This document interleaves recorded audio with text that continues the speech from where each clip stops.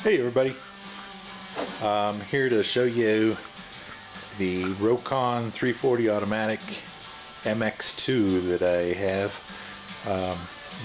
Really neat bike, and you hardly ever see these. This one's really nice and clean. Brakes were rebuilt. Motor was gone through. Didn't need a bore. The cylinder was in real nice shape, so just a new set of rings and everything cleaned up. All new bearing seals, gaskets. These are really cool bikes in that Rokon only made about between 300 and 400 per year, depending on what year it was, and they only made them for a short time.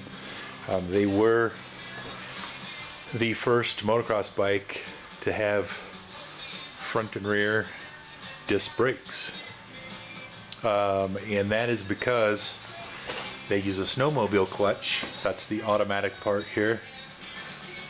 Snowmobile clutch is under these covers, drive and driven, just like you would find Comet clutches, and because of that you don't have any engine braking, so they felt like they had to do put some really good brakes on this bike in order for you to be able to stop.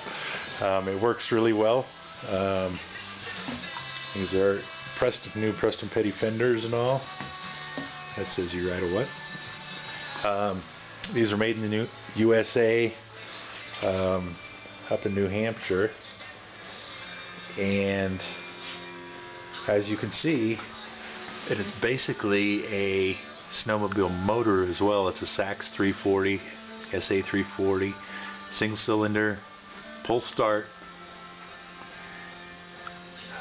Here's some of your brake components here. Kind of a odd linkage reverse thing here for the brake, but it works well. And you've got like a little transmission slash jack shaft here at the back that takes the output from the left side of the motor over to the right for your chain drive back. In '76, which this is, they laid the shocks down a little bit more and gave you a little more suspension, and it's got nice Bader forks up front. Let's see what else is cool about this. Here's your reservoir for your front disc brake in 1976. That kind of messes with the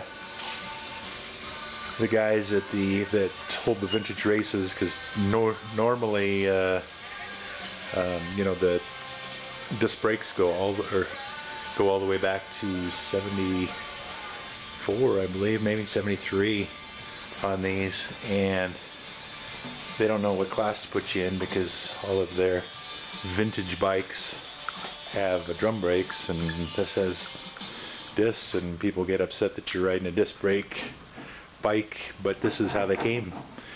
73, 74, 75, 76. So very unusual, very cool bike. You can look up all sorts of YouTube videos on them for just how good of a whole shot bike these are. Since you don't shift and they're 340 single, they got tons of power, and they were known for getting to the first corner first, so it's very neat. This one, unfortunately, I just sold. There's a lot of NOS stuff on it that it took me a while to track down. I'm going to miss it here in my collection, but very pretty, unusual bike. Thanks for looking.